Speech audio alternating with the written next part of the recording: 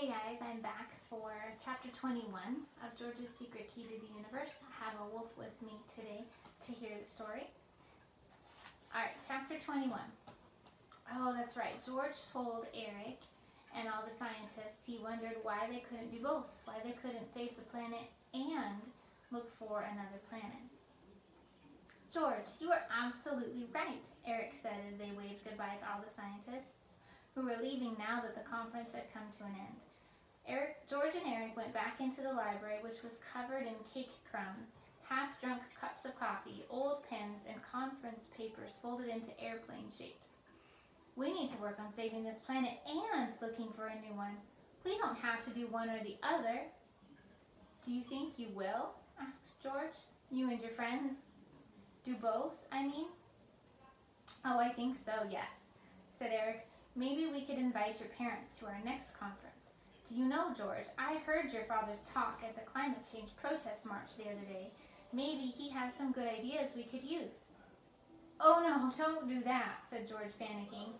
He wasn't at all sure that his father would approve of Eric and his friendly scientists. I don't think he'd like that. He might surprise you, said Eric. We all need to work together to save the planet if we're to get anything done. He started to clear up some of the mess the scientists had made. They seemed to have left behind an extraordinary number of things. Jackets, hats, sweaters, even a shoe. I know other people who leave their things behind. It was very nice of you to drop by to apologize, said Eric, gathering together a great armful of abandoned clothing. Well, actually, admitted George, that's not quite why I came around. Eric dumped the clothes in a corner of the room and turned back to look at him. I signed up for a science competition, the boy continued nervously. It's sort of like your conference, except it's kids giving the talks. There's Eric with the pile of clothes and George standing there talking to him.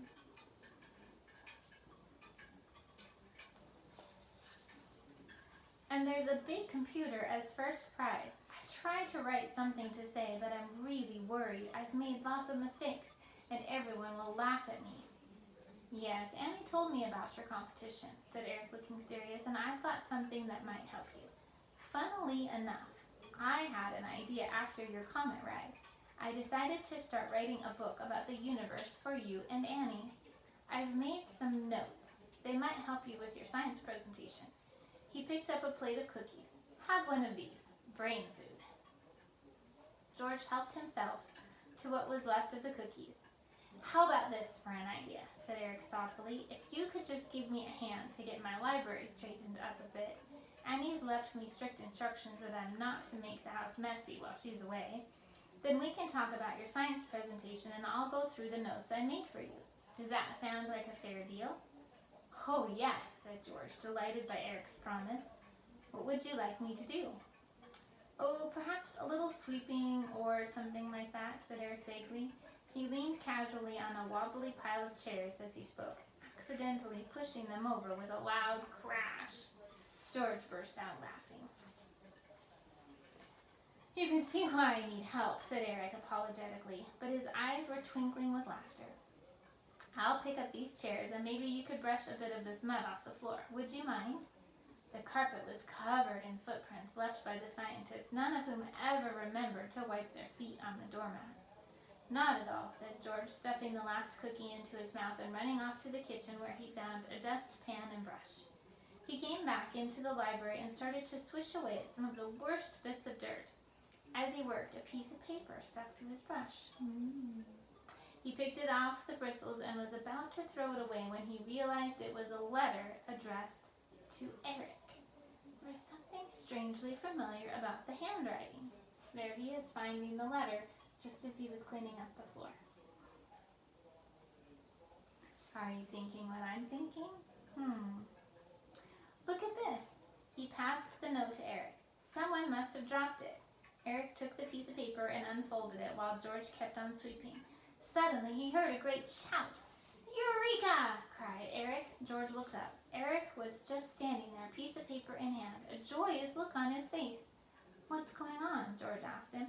I've just been given the most amazing piece of information, cried Eric. If this is correct. He peered at the piece of paper again, holding it up very close to his thick glasses. He muttered a long string of numbers to himself. "What is it?" asked George. "Hang on."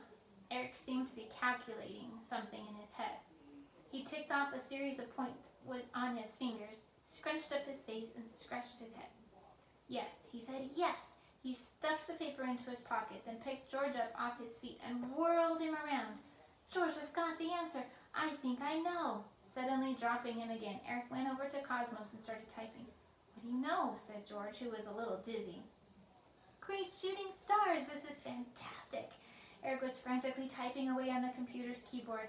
A huge flash of light shot out of Cosmos' screen into the middle of the room, and George saw that the great computer was once more making a doorway. "Where are you going?" George asked. Eric was struggling into a space suit, but he was in such a hurry that he put both feet into one pant leg and fell over. George hauled him up again and helped him on with the suit. "So exciting," said Eric as he buckled it up. "What is?" said George, who was now feeling rather alarmed. "The letter, George, the letter. This might be it. This might be what we've been looking for, what we've all been looking for." "Who was the letter from?" asked George, who had a bad feeling in his stomach, although he didn't know why. "I'm not sure," admitted Eric. "It doesn't really say." "Then you shouldn't trust it," said George. "Don't be silly, George," said Eric. "I expect it was written by someone at the conference who wanted me to check out the information using Cosmos. I expect they wanted to know it was correct before they announced it to the whole scientific community." "Then why didn't they just ask you directly?" "I write a letter," persisted George. Because, said Eric, sounding a little annoyed. "They probably had a good reason, which I'll find out when I get back from my trip." George saw that Cosmos' screen was now covered in long strings of numbers. "What are those?" he asked.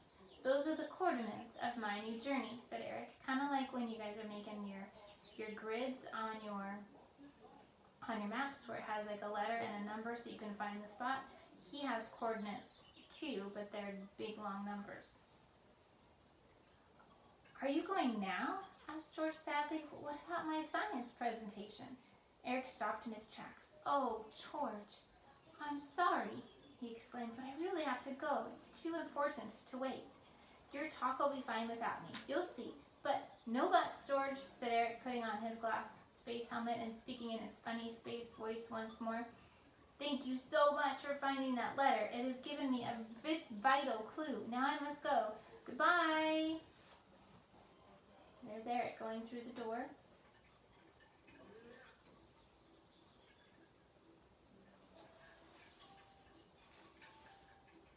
Eric leaped through the portal doorway and was gone into outer space before George had time to say another word. The portal slammed shut behind him, and George was left alone in the library. All right, that is the end of chapter 21.